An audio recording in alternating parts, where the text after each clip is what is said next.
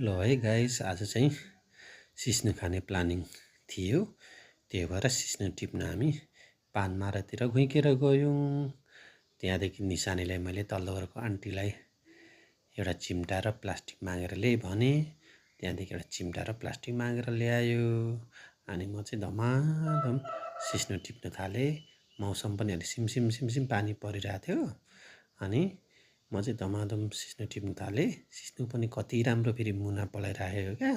खाउँ खाउँ लाग्ने, कतिखेर लगेर पकाएर खाउँ। अब यो सिस्नु फेरि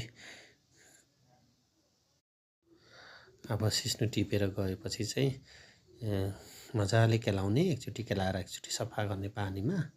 त्यहाँदेखि चाहिँ कुकरमा बसाउनुपर्छ, पानी भक्क उमाल्नु पर्छ। पानीमा अलिकति चामल पनि लाउने, अनि अलिकति भेन्डी पनि लाउने। भिन्डीले त अलि धेरै अझै चिप्लो बनाउँछ।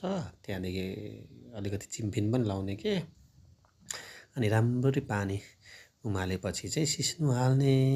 अनि सिस्नु हालिसकेपछि चाहिँ कुकर छोपेर लगभग 1 सिटी जस्तो लाउने। 1 सिटी लगाएपछि चाहिँ ग्यास मारेर त्यत्तिकै छोडिदिने।